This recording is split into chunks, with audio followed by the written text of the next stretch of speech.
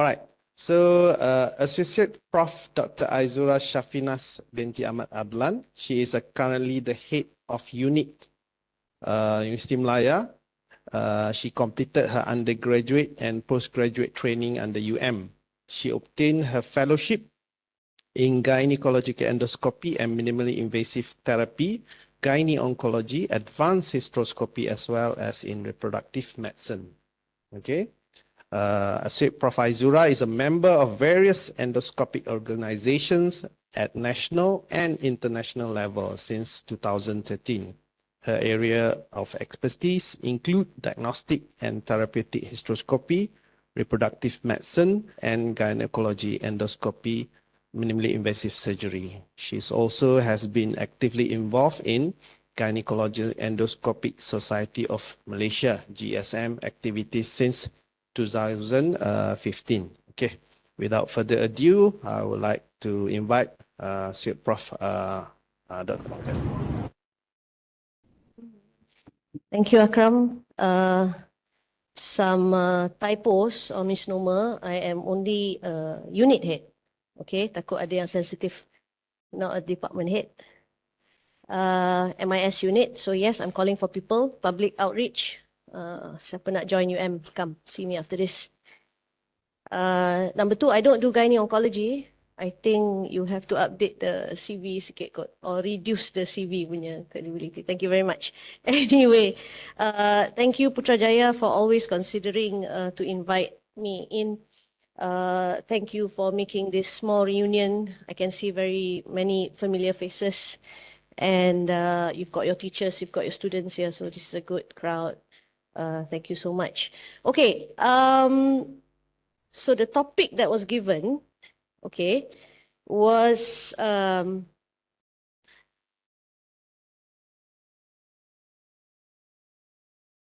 to approach the obese, the very thin, and those with history of multiple previous abdominal surgery. So I thought that was a bit of a mouthful.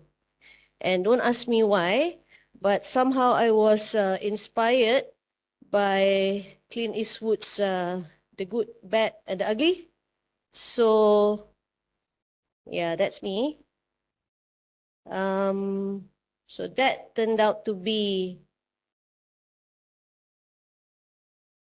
okay, I think 50% of you are too young to know the movie. It's a good movie, you should watch it. Okay. The stout, okay, the obese, satu, the skinny, and the multiple previous surgeries, the scar. So I think that's a bit more catchy, right? The stout, skinny, and the scar. Although it's very sensitive to talk about stout, because a few years ago, Putrajaya had the highest number of obesity. But perhaps that's why the endoscopic center is also in Putrajaya. So well done. Anyway, I am here to convince you that it can be done, and it can be done safely. It doesn't mean that it can be done because you require extra testosterone or extra balls or whatever. No, it can be done with right techniques, okay? So what are we talking about? Okay, 5 kali tembak. The laparoscopy. Okay, so if I was setting your master's exam, I would include this question. Okay, what you need to know is that the laparoscopy affects, I don't know where, okay, it affects, you know, the two major systems, okay, the cardiovascular and the respiratory, all right, it increases your blood pressure, increases your stroke volume, and decreases your cardiac output. But because usually the patients are healthy, the heart rate is unchanged. Okay, but with respiratory issues, you get a decreased lung volume, okay, decreased lung volume capacity, upward shift of your diaphragm, you know that, and it increases your pulmonary arterial carbon dioxide pressure and your end tidal volume. Okay, so this further decreases your pulmonary compliance. All right, so, and this is like from beginning to the end. All right, the phases These are the physiological changes that happen, okay, from the induction of anesthesia, okay, to the abdominal insufflation, all right, heart rate maintains, mean arterial pressure increases, stroke volume increases, okay, your right atrial pressure, pulmonary capillary wedge pressure, cardiac output reduces, okay, so all these changes occur right up to when you desufflate the abdomen and subsequently when you recover from the anesthesia. Okay, so what is the challenge? Now, I know that this slide has been used time and again, but I feature it anyway because it doesn't change. The biggest risk in your laparoscopic procedure is the first puncture. So you've got your anesthetist sweating out there to make sure that your patient is safe. But then again, when you're starting out, you're also making sure that your patients are healthy, right? Okay, so your challenge, and if you get through this, 50% of your battle is won. Okay, it's a life-threatening complications. And ini bukan dimomok-momokkan, it is because it has happened before. And so, you know, traditionally, we will keep reminding you that we need to get this one sorted out. All right. So again, a very common slide that you might see in my presentations. It is only because it depicts it as such. Intestinal injuries actually occur about 0.6 je, not even 1% of per 1,000 procedures, okay? All right? And you get vascular injuries even less. All right? Your bladder injuries, yeah, lesser, because usually your points will be higher up, kan? All right? So to start off with, the risk is low. So that's why when you counsel your patients, and I agree with Dr. Ridwan, do not tell them that, you know, conversion is a failure. I, on the other hand, will say that if you get it done laparoscopically, it is bonus for you. Otherwise, you will be resorted to a conventional surgery, which is a laparotomy. So then they feel that if they come out laparoscopically, they feel better. All right? Tactic lah. All right. Okay, so let's look at this. Can we see the numbers tak? Nampak tak? If you are of ideal weight, hands up, ideal weight. No, it's okay. Better not. Okay, if you are of ideal weight, okay, you tengok, let's say your skin subcuticular fat layer is about 2 centimeter. Your distance, okay, your distance from your skin to the abdominal aorta is actually ni berapa tu? 6 plus 3. That's about, is it 6? Yeah. That is 9 cm. So it's still quite a distance sebenarnya. Okay? And if you're overweight, where your BMI is 25 to 30, there is even more distance. Okay? That's about 10 centimeter plus minus 2 cm. If you're obese, even better. Why?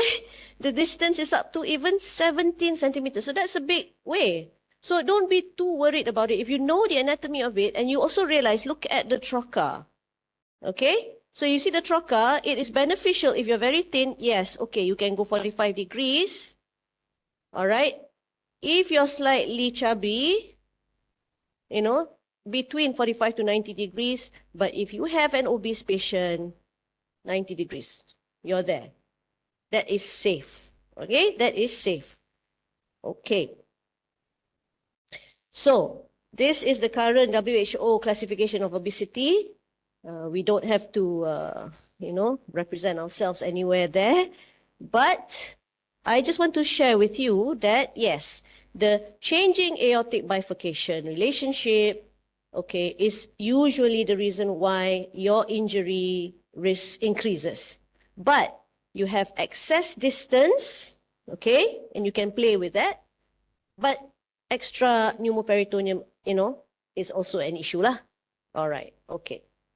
So, when we talk of the stout, now look at that. Now that is a challenge. Why? Can you see that? Because if the adiposity is super thick, your trouble will be to get the trocar even into the abdominal cavity. So that's where you need your long trocars. So again, appropriate instruments, okay? And sometimes you have to gauge where, macam ni dia dah sengit sebelah dah. Alright? Alright? So in the umbilicus usually is caudal, bawah, caudal to the aortic bifurcation, nak dekat 3 to 6 centimeters away. Okay? It moves your umbilicus away. Alright. There is no picture for the skinny because I think that's quite simple. That's not much of an issue. But this is also the usual practice of what we do. Arms both inside, okay, if possible. Junior anesthetic MOs will say that, boleh tak satu tangan kat luar? Then you just have to say, no, tak boleh, you know, can't you do it, you know? Then you put it inside, you know, boleh je, they can do it, you know? They should sweat as well. And you've got your padding, okay, on your knee pads, atau if you have the yellow fin or the blue fins, okay. Okay, tengok ni, see, the umbilicus is actually lower, caudally, bawah, okay, kafalat, caudal, kan, okay. So yeah, you may need arm extenders and all that lah, of course. Okay, so the tip is that if the obese patient can tolerate anesthesia, and can tolerate a supine position, it is likely she will tolerate the pneumoperitoneum. And she can tolerate the changes in position. All right? Okay, so you look at this. If you rely on the umbilicus as your entry point, then it is very unreliable. Why? Because the umbilicus has moved caudally. What do you need to determine is the Seifert process. Xiphisternum, because that is fixed. It is a fixed landmark. So you tengok, the normal patient, maybe it's about 2 palms for me. In a obese patient, tengok tu sampai berapa? 1, 2, 3, 4, maybe 4 palms, okay? So it does make a huge difference. So my recommendation is always use an optical trocar. Me, what I do is I use an optical trocar, midline, 15 to 18 centimeters below the xiphoid sternum. The whole range of it, I can use that whole range of it. Okay, that's one. Another picture to show. Okay, it helps if you decompress the stomach. I do that routinely for all my patients, obese or not. All right, and you look, Mak Saleh dia suka lah, Palmer's point. Okay. The Palmer's point, all right? So when we enter through the Palmer's point, they just go bump into 90 degrees straight into it as well. You see? This is a patient with central obesity. Central obesity, yeah? All right, so again, this is just to recap. Recommended placement of angle of your needle if you're still a varus needle user. Bunyi macam IBDU lah. Varus needle user. If you're non-obese, 45. If you're overweight, 45 to 90. Otherwise, go direct if they are obese at a 90-degree angle. And you should be quite safe. Okay? Yes, this is just to recap the picture again. All right. So this is also another tip of what they do. In a normal patient, okay, if you were to draw a line between the anterior superior iliac spines, between the 2 anterior superior iliac spines, you run a horizontal line, your umbilicus is 8 centimeters above. Correct. That is normal anatomical positioning. Okay. Caudal displacement happens in the obese. So what do? You shift it. Okay. For you to get a certain idea, shift your alignment a little bit, push up the abdomen, so that you can get where the actual ASIS is for your trocar placement. Okay, so push it kafalat. At least you can get a better idea as to where the bifurcation of the aortas are. Okay, these are some examples of where you can put your trocars. Okay. In obese and your umbilicus. Yeah, okay. Dah nak habis dah? Already? Okay. All right, so how to enhance your visualization? Preoperative mechanical bowel preparation, that's a definite. Okay, keep your bowels clean, keep your bowels empty so that it doesn't fall to the back. Ancillary trocar for placement of bowel retractor. Okay, there are people who actually put in the bowel retractors and push up. I do gasless laparoscopy. Why? I enter gasless so that I can see, but it is always in a direct view. Foley lap lift. I just found out about it. What they do is that they put in a Foley's catheter, inflate it, and then they tie the Foley's catheter to a book water away, like it's a trocar. So to pull the abdominal wall to get a better intra-abdominal view. You know, maybe we should try that.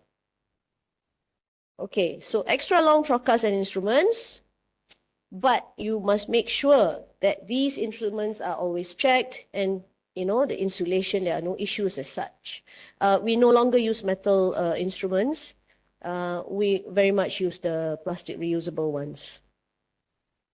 Okay. Okay, post-operative care. Now, pulmonary recruitment maneuver is something very important. You can get your anesthetic friends to do that for you. Pump in after the end of the operation, open up the trocar sleeves, insufflate about 40 centimeter pressure water, H2O, 4-5 times. It reduces atelectasis.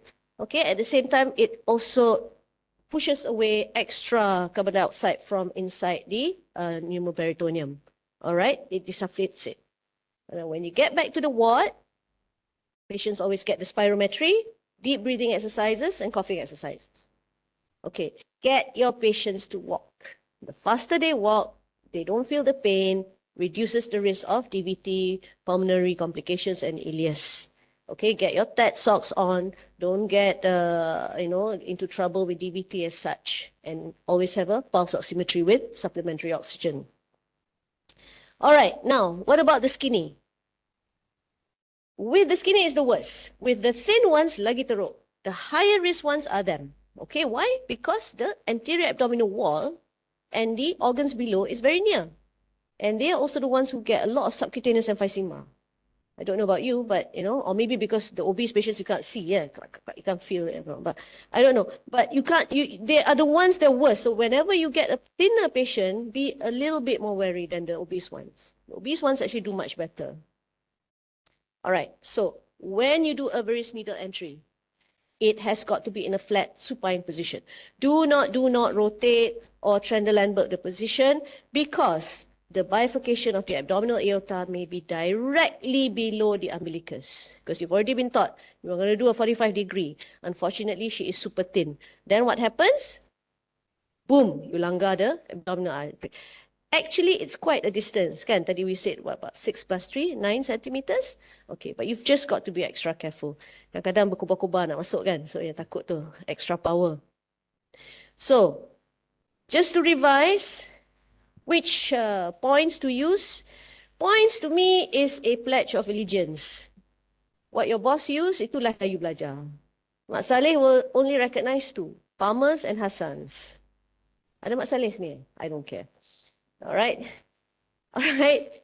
We have got other points as well. I'll talk about that later, but they will only recognize these 2. Okay. Mid-clavicular line, below the subcostal margin. All right. They say for the thin, go in direct. Okay. Vertical direction, 90 degrees. Click, click, click. I tak pernah dengar 3 clicks. I usually hear 2 clicks saja. And it also helps if you use the NG tube. All right. I don't do Hassans. Okay. But they talk of a 2 centimeter incision, and then you dissect, you open up, you masuk. To me, it's very messy, but I'm sure there are some Hassan followers as well here. Okay, so you can directly insufflate with the trocar. Okay. Now, as I said, pledge of allegiance, ada je point lain. All right. You've got the Li Huang point, which is right in the center of the midline. Okay, you've got the Palmer's point there. So the Palmer's point is also quite good for the very thin patients, kan tadi kita cakap. And for huge fibroids, masses, I like the Li Huang point because it gives me a more central view of the whole procedure. All right, the scar. What's the risk of you actually causing injury? Virgin abdomen, never before? See, 0.07%, not even 0.1%. Previous laparotomy, it has been documented up to 15%. If you've had a phalansteal scar, 20 to 30%. Midline laparotomy, 50 to 60%. That's quite a lot, kan? All right. But what is it that you're worried about? So again, a refresher course. You know that the external iliac arteries, okay, develops into your inferior epigastric and your superficial epigastric. Okay, on the outside is the inferior epigastric, on the deeper vessels is the superficial epigastric. Itu je yang you kena risau kan? Why? Because if you avoid that, you're scot-free. So the whole area sini is quite safe. And with the help of the camera, you can actually see whether you're poking in the vessel. So that's helpful, unless, of course, it's a very obese patient you tak nampak, kan? But otherwise, it should be all right. So, other points of allegiance. There's the Li Huang point, your Palmer's point. I use this often, but I didn't know that it was called a Jane point. Jane point, from India. Okay? So, just at the umbilicus, at the same level of the umbilicus, okay, where your Palmer's point is at the level of your umbilicus. There you go. So, I think it's time to write up our points because at least we can get each one gets 1 point. Kan kita ni tak pandai menulis. Alright, so you've got the Li Huang point here delineating that it is away from all your major vessels, all your nerves. Okay. Advantage there, you get a bigger operative view, bigger working space, of course. Alright, because you have psychologically prepared yourself. You're far away. So even the big fibroids now look small. It's good, kan? Psychologically, you feel better. Alright. And there are no major vessels, bowel, bladder tak ada, reduces your vascular injury, nerve injury, bowel injury. Okay, and because the situation of the linea alba, it's thin. It's quite an avascular area. So you can see where my allegiance is lah. Li and Huang point. Li Huang point. Okay. All right, but nevertheless, okay, there are contraindications. Why? When you have a upper midline vertical incision. I don't do that. Okay, you tak, jangan tebuk sarang, jolok sarang tebuan. Okay, hepatomegaly or splenomegaly. You think you have got big masses, don't. Avoid that areas. And of course, if patients are known to have intestinal obstructions and all that, because you don't know the areas of your bowel again. So yeah, the Jane point, I like it too. I like the Jane point. That's quite safe. All right. And here is where, okay, the umbilicus. Okay, the umbilicus scar tu kat situ. The Li Huang point is there. Of course, you can expect a lot of adhesions down here, kan? You'd be scared to use the Palmer's point as well, so do the Jane point. Okay. All right. All right, so that's an example. It's quite safe. It's too small, but what I wanted to highlight to you is that jangan takut, all right? In a study done, and this was quite recent, they looked at all the cases done from 2011 to 2020, total of 7,802 cases. Previous surgery was about 30%, so it can be done. It can be done, and of various forms of surgery, from TLH, myomectomies, all the way down. They had a whole pelvic floor repairs, PAG cases, birch, corpus suspension, etc. Okay, habis. 2 minutes left. Too bad lah, Ridwan.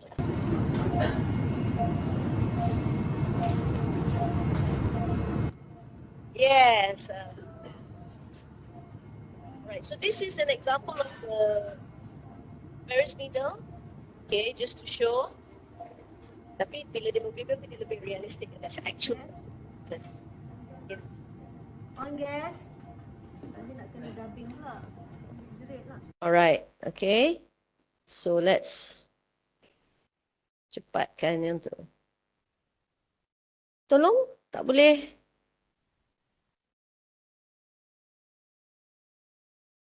Okay. Are you controlling or I'm controlling? I'm controlling, yeah? Okay. So this is quite a standard procedure, but I must say that I have not used the Ferris needle method for the longest time. Dah lama dah tak pakai. Okay. What I do is a direct optical view.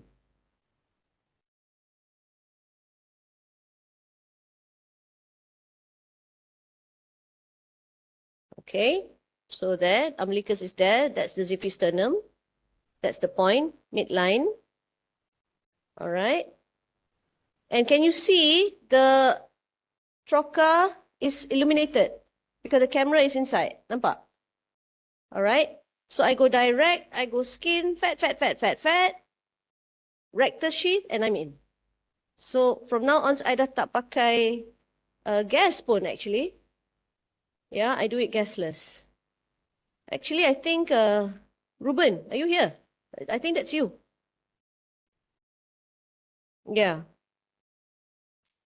So we go in. All right, masuk. And then you can get the view. I'll show you the inside view of it. Okay, the inside view. Okay, that's this slide this video you have to see. The view is beautiful. So you tahu, you know what you're getting yourself into. And this is gasless, huh? See? How can you go wrong? You can see exactly what is it that you're penetrating or not. There, you're already in. So it's pretty safe. Whichever point that you pakai, it can be done quite safely. All right. And this was actually a huge ovarian cyst in pregnancy, I think. Yeah. Okay. So that's it. The first part, you get that in, and that's it. The subsequent parts are all under direct vision and can not be problematic. It's impossible for it to be problematic because you know you're already guided unless your assistant buat sabo you and breaks the ovarian cyst or something like that, you know? But otherwise, no, should be fine. Okay, so I think that is it. So for the stout, the skinny, and the scarred, there are methods, and I think it can be done as long as we get the right techniques involved. Thank you very much.